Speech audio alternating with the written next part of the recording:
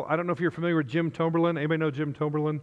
He wrote Better Together. He's considered the multi-site guru. He's the guy who they credit with the very first video multi-site in the country.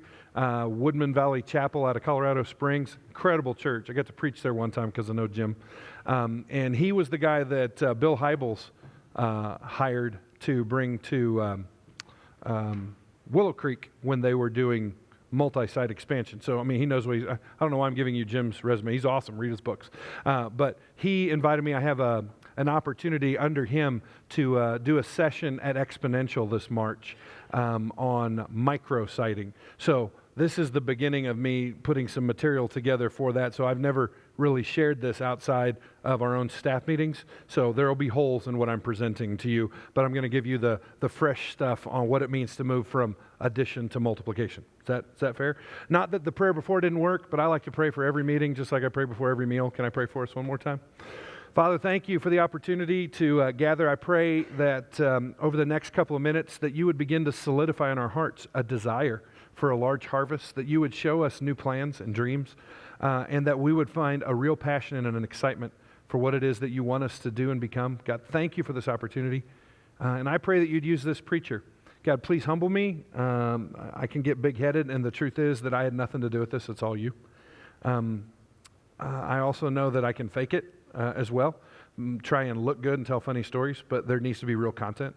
So I just pray that we meet at a safe place, which is in you. We meet on real ground, which is for fruitfulness and productivity, and that God, each and every one of us would find clean hands and pure heart so that we can lift up your name on that holy hill. It's in Christ's name we pray. And all God's people said.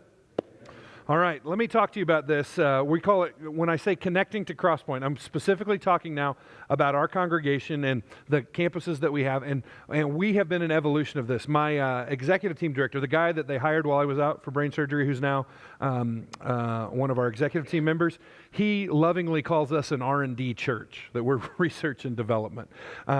He's very accurate in that we try things and we're like, oh, that didn't work at all. Never do that again. So here's what we're inviting you to do. We've paid the dumb tax. Don't pay it again, right? Let us make some of those payments for you, and then you stand on the principles that are working. Second, I want to be completely honest with you in this. We have been totally blessed, and people ask all the time, how did you do this? And the answer always is, we do not know. CrossPoint in many ways is like riding a bull. You don't steer it, you just hang on. And if you get your full 8 seconds, you're pretty excited for that. So I don't want to give any illusions that we have a formula or a plan. I just want to give you some of the things that we do know that we are doing. And if they're helpful to you, then that's great. So second session is called Connecting to CrossPoint. And it is a combination of who we were and who we're becoming now with relation to how do we grow either revitalizations of old campuses, plant new ones, or any other assembly of expansion as a church. With that being said, I call it level up because we have levels that relate to this thought. One of CrossPoint's core values is that we're better together. We give ourselves away to add to the work of the kingdom, even if it does not benefit us directly. What you're going to see is in these levels that our primary products, and nobody likes talking about their church this way, but your church has a primary product. And for us, the primary product is the weekend teaching. We do a high-level, high-quality, consistently driven, biblically driven teaching that if you start using it, even without asking us, we're okay with that. We also have supporting materials, grow group stuff, daily Bible readings, all those kinds of things that make for an affinity of teaching. And if you take it, good. We're good with that. We put everything out there because we don't care who uses it. There may be times we level up and become more related and might even come to a place where you become a part of CrossPoint, but if it never happens, so be it. We don't want to be guilty of stymieing anybody else's growth because we said us four and no more. Does that make sense? That when we produce stuff, it's out there. If you come to CrossPoint, the only way that you can that you're charged for anything. If you're another church, you come, the only way you'd be charged for anything is if you chose to give on the giving tab. We don't have it. It's not set up for anything. We don't sell material or anything like that. Does all that make sense? And you say, well, you shouldn't be saying that because what if you change that in the future? Well, if we change that in the future, then we're changing kind of our direction and who we are, and I'm probably not going to be working there. Does that make sense? This is kind of our pattern and what we are. So the issue is that we believe that we give everything away And in that's how God has blessed us again and again. So let's start at the bottom. A level 3 connection are churches, ministries, groups, or individuals with no desire to be a part of the CrossPoint network. They don't have any desire to be affiliated with us, but they still want some of our stuff. And I'm here to tell you right now, we're thrilled to give that stuff away. Absolutely. Now, can they get everything that we have? No. You say, well, I thought you gave everything away. We give everything away within the scope of what is safe for us to give away. And what does that mean? Craig Groeschel with Life Church, by the way, I don't know what you think about different. I'm one of those guys, even if I don't agree theologically with everything or methodologically, I can always appreciate God doing something somewhere else. And I love what Craig Groeschel's doing with Life Church. Matter of fact, so much so that we are making plans to plant in West Wichita because we need kind of an urban hub so that we can reach the rural places of Southwest Kansas or South Central Kansas. And I came out of Sam's because that's where people from the micropolitan go to the megapolis to go shop, right? So I went to Sam's, came out. There was a bunch of new construction. I'm like, oh, what is this? And I looked at the sign. It said, coming this September, Life Church. Went back to our staff meeting, said, scratch it. We're not doing anything in West Wichita. They're going to kill it. And God bless them. I don't have any, they got more resources than us. They're going to come in there. They're going to do some damage against the gates of hell. That's going to be awesome. I'm totally with it. Do you know what it drove us to do? It drove us to say, maybe we need to go to the south side. It really fits more of our demeanor anyway. It's more blue collar. It's blah, blah, blah. And do you know what happened yesterday, 2 days ago? This is going to sound crazy. 2 days ago, a guy said, oh, you want to go to the south side? I've got a friend. He's been trying to sell a retail building. He told me just yesterday he'd willing to give it away for a tax write-off. Follow the Lord. Amen? Follow the Lord. So what I say, we have resources to give, but we're also celebrating other kingdom wins. I could give you all kinds of stories about how we just love to give this stuff away. There are churches that we will never have our arms around, we'll never report numbers. Here's my favorite. Because I said we're doing, this is absolutely phenomenal to me. Because I said we were doing a Spanish work, we're actually sending the message off to Venezuela, where a guy has a business and he dubs it for us. And he does an exceptional job of not lagging behind, but he actually goes back and then adjusts it so that he's saying the same thing at the same time I am, with the same emphasis. I mean, it's really, I watch myself. I'm more entertained by him than I am by me. And he has gotten very passionate about it and started showing it to some friends and family. And in Venezuela, we have a gathering of 30 to 40 every weekend because he's translating there. And there's a church in Colorado that's a Spanish-speaking church that has been without a pastor, and so they heard about that. And because even though we don't have the Spanish up and launched, we go ahead and put it online. We have about 6 months of Spanish-translated services online for anybody to use. Well, there's a church in Colorado that's been doing it, and they're running 100. They're not associated with us, but that's them. Does that make sense? That's level 3.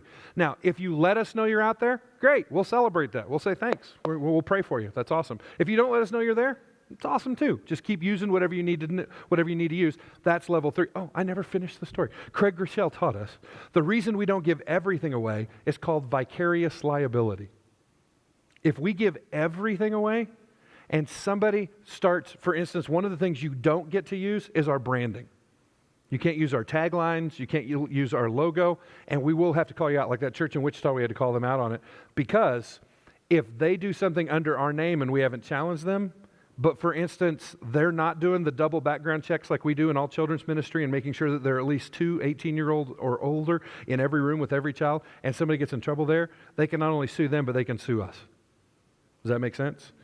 So we give away everything we can and yet still do the job of protecting CrossPoint and the work that God's gave us.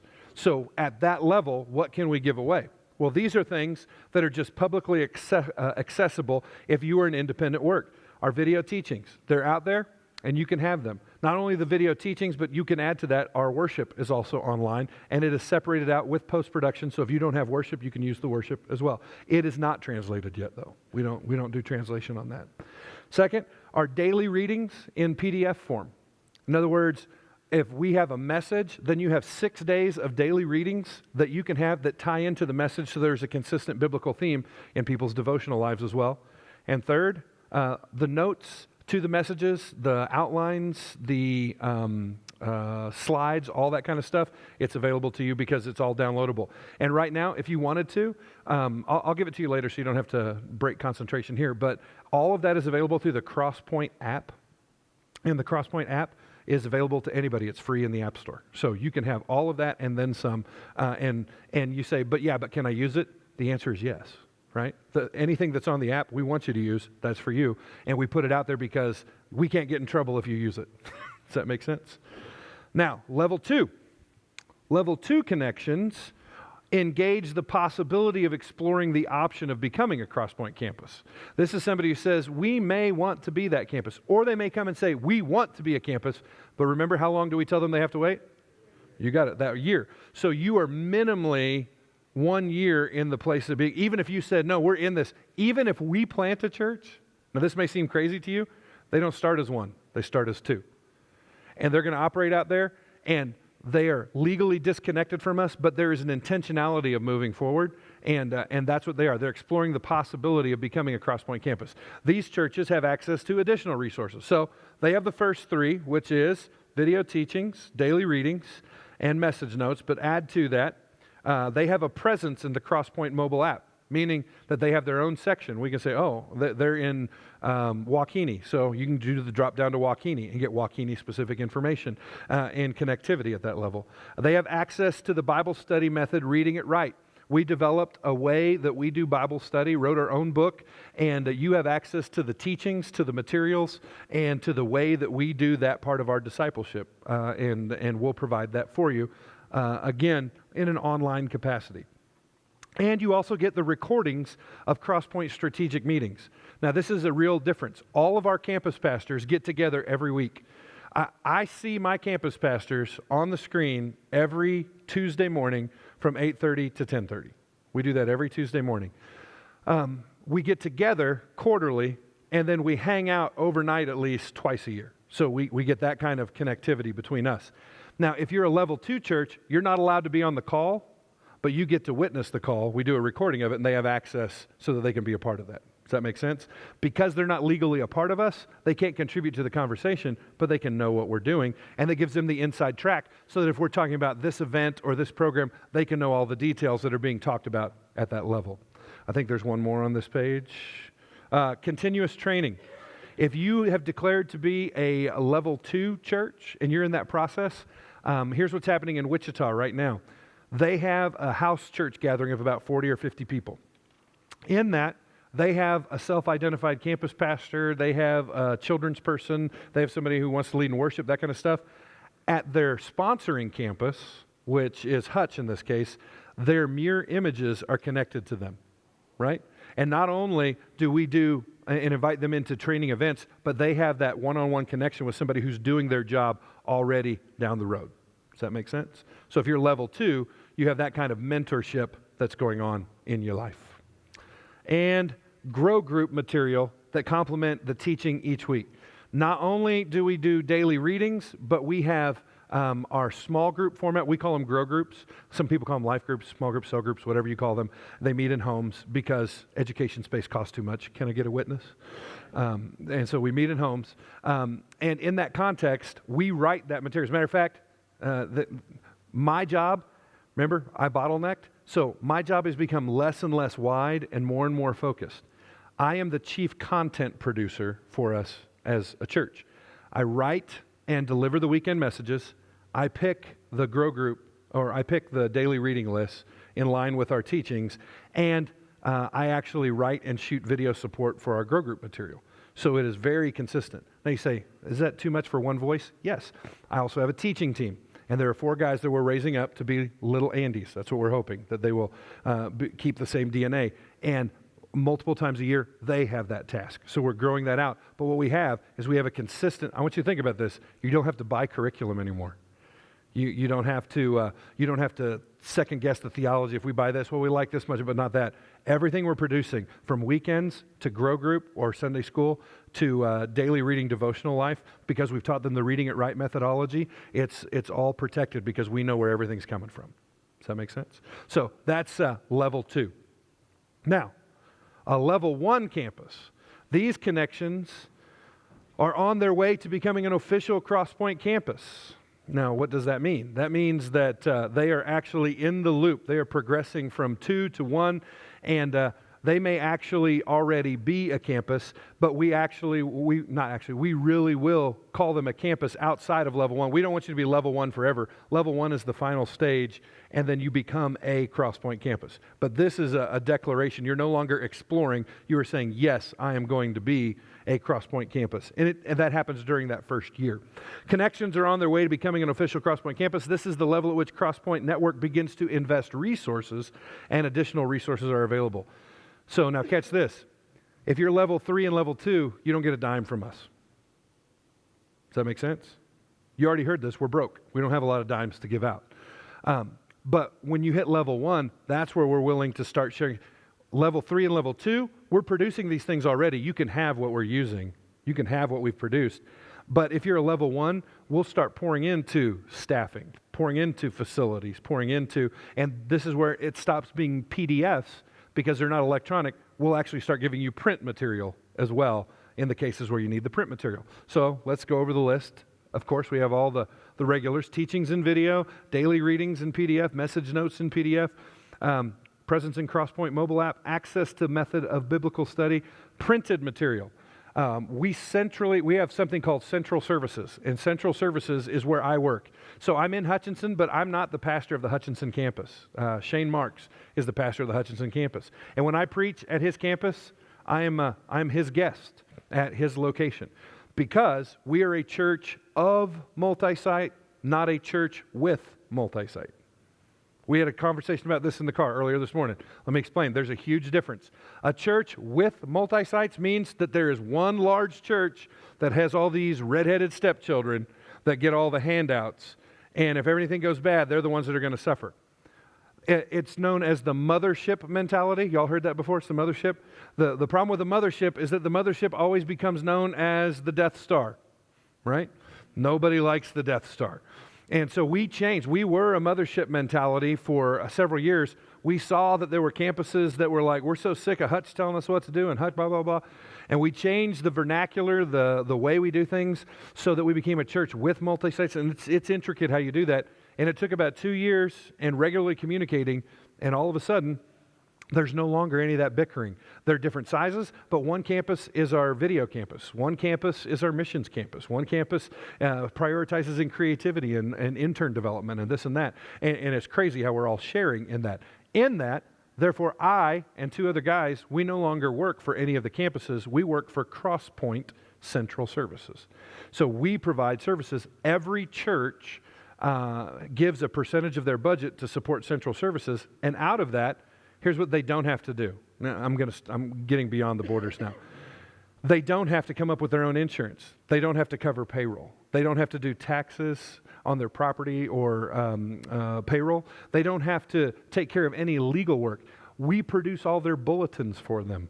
We produce all the print material, so that I want you to imagine that I'm really getting off track now. Let's just say you're a church planner and you're bivocational and you're in a small town, right?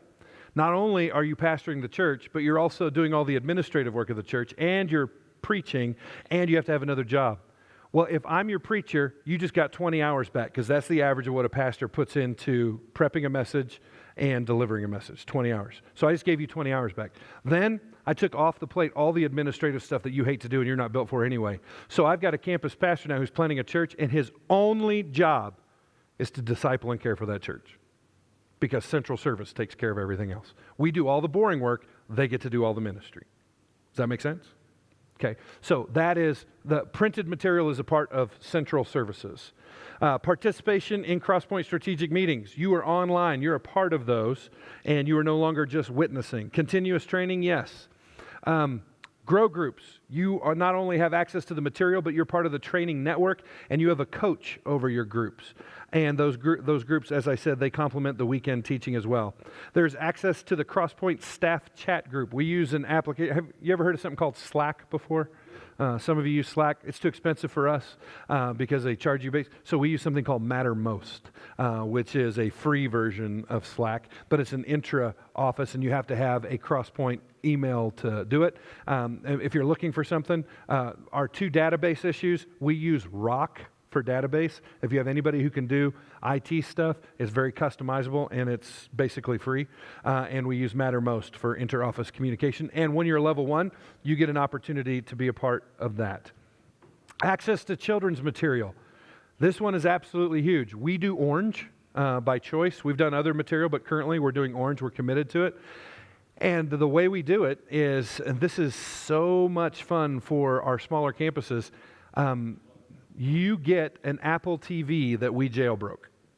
So we jailbreak an Apple TV so that when you plug it in, you have to have zero. Everybody say zero. Nice and loud. Everybody say zero. You have to have zero technical ability. Literally, when you plug it in, it doesn't go Apple, it goes CrossPoint. It's awesome. It comes up as CrossPoint. And then your options are weekend message, children's church, grow group, right?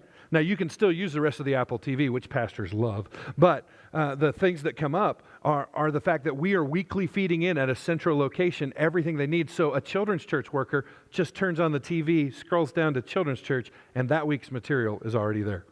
And they're able to get it through Apple TV. And if you're level 1, you actually get the Apple TV and that access as well. Next. Is there a next? Access to all digital resources, membership classes, children's material, background checks, all of our legal stuff. If you're a level 1, then Central Service takes care of you. And you officially don't have to worry about that stuff on your own. That's why we don't encourage level 3 or 2 to even take offerings.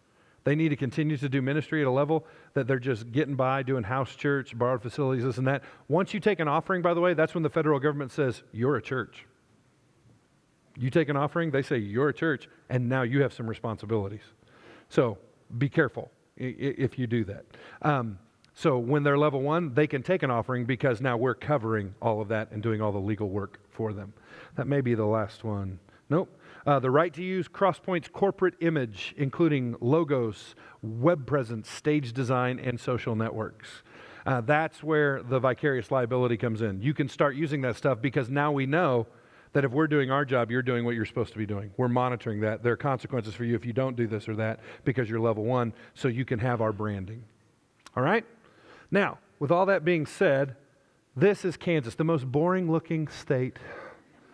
I love Kansas. I love Kansas to pieces. I mean, this is going to be a shock to some of you. I was born in Los Angeles. Isn't that crazy? I was born in Montebello, California. My grandparents raised me throughout every summer till I was 18. They had me for 3 months a year in Pico Rivera. I love California, but I do not want to live there. I'm now in Kansas, and C.S. Lewis called it the secret signature of the soul. He said that there are moments in your life in which nobody else can see it, but for you, it's devastating. And that's when God wrote on your heart a little bit of what heaven is like so that you would know what you can look forward to. And for me, other people will see it and go, yeah, that's pretty, or oh, that's nice.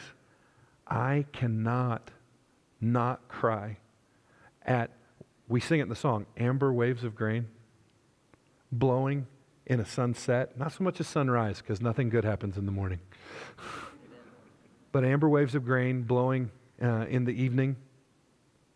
Man, that's where God has planted me. He's put that in my heart. That to me, that's a secret signature. So I make fun of the shape of our state. Looks like a rectangle that somebody tore out inappropriately at the corner of some. But we believe this is where God has called us, to reach 10% of the state. So we've talked about level 1, level 2, level 3. We've said that we're a church. Let me just show you graphically what we have right now, and it won't be exhaustive, but here are all of our level 1 campuses, and I could give you the names of each of the cities, but it wouldn't matter to you. That's level 1. Those are all places we call CrossPoint, legally responsible for, where we're gathering numbers. Where are places that are under development as a level 2 right now? We have 4 locations that could go up before the end of the year. And level 3,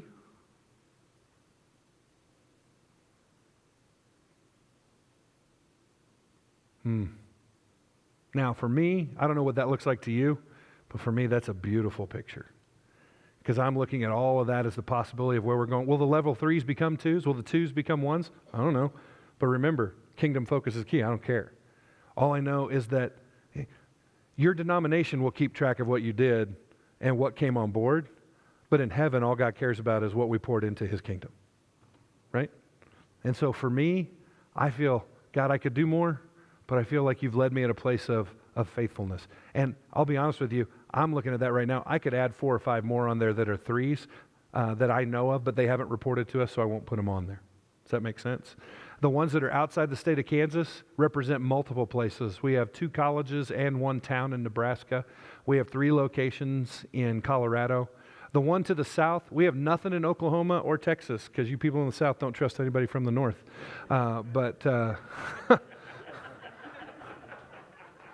That represents Venezuela and Mexico, believe it or not. And the ones to the east, Missouri, Arkansas, and there was one more farther. Oh, Ohio. We have a small group meeting in Ohio. We used to have a church, I don't know if they're still meeting or not, but meeting on a campus. There is an Asian country where expat missionaries gather, and we are their church. And there is another place out of college in Torremolinos, Spain, that we've gotten notes from. And there is a family household meeting, small group, just a handful of people, but in Ireland. I want to go visit them just because I want to go to Ireland. Does that make sense? So when I look at this map, this, to me, is the difference between addition and multiplication. Micrositing is where we say, take it, right? Now, you can get a high yield. I'm going to talk to farmers now. You can get a high yield if you control all kinds of rows, right? I've got the soil, I've tilled it, I'm planting in this right. I just shared with the congregation last weekend that one of my hardest memories growing up was when my parents decided that I needed a job, which I thought was stupid because they had money and they should just give it to me. Isn't that right? They said I needed a job and I didn't go get one, so they found a farmer. And farmer is a Greek word for mean person. They make you work hard. And since I didn't know how to do anything, this farmer took me out and my job was to pull rye. Now this is cotton country, but anybody been in a wheat field? Do you know what it is to pull rye? Wheat grows this tall, rye grows this tall, and your job is to go out and pull rye out from the root, snap it in half, and lay it down so when the combine comes through, it doesn't mix that seed up with that seed, and you have a pure batch the next time. It is hot, difficult, back-breaking work. And I remember that farmer used to take me out, drop me off at the corner of a field, and this is back before bottled water. He'd hand you a half-full Tupperware glass of warm iced tea and say, we'll see you after a bit. And you would just stand there and look, 360, do you know what you could see for 360 degrees? Work. That's all you could see for 360 degrees. And when you got finished, you didn't do a row, you didn't do this. What did you do? He picked you up and took you to another field. It was hard work. And farmers do that, and they get high yields because they're planting specifically. They're doing everything right. But that's how you plant wheat, right? How do you plant, how do you organically see things grow? How do indigenous plants grow? They don't grow in rows, yet they take everything over. And do you know how they do it? It's not planted in rows. It's not done scientifically. It's the parable of the sower of the... Just throw it out there. Some of it's going to land on hard. Some of it's going to land on thin. Some of it's going to land on rocky. But some of it. Here's my issue. Even if it lands on some thin, might be a few people get saved before that thing dies.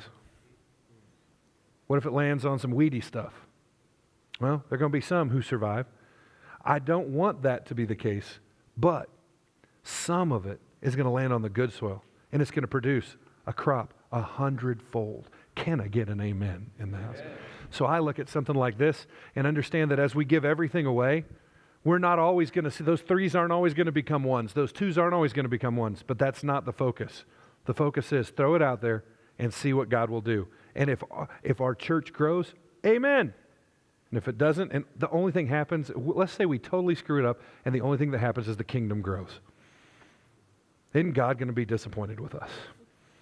That was sarcasm. Can I get an amen out of this? that this is a blessing. So, that's kind of a visual representation of where CrossPoint is today and our plans to move more away from planting specifically and even partnering to just making sure, by the way, probably a third to half of what we have going on right now all happened because they came to us in a microsite kind of format where we just gave things away and they said, hey, help us out. Let's do this. The last ones that you saw added, Pittsburgh, Arma, and Osawatomie, were all churches that were dying, lost leadership, had things going on. They said, we've been watching your videos for a few months. Is it okay if we talk about coming on board?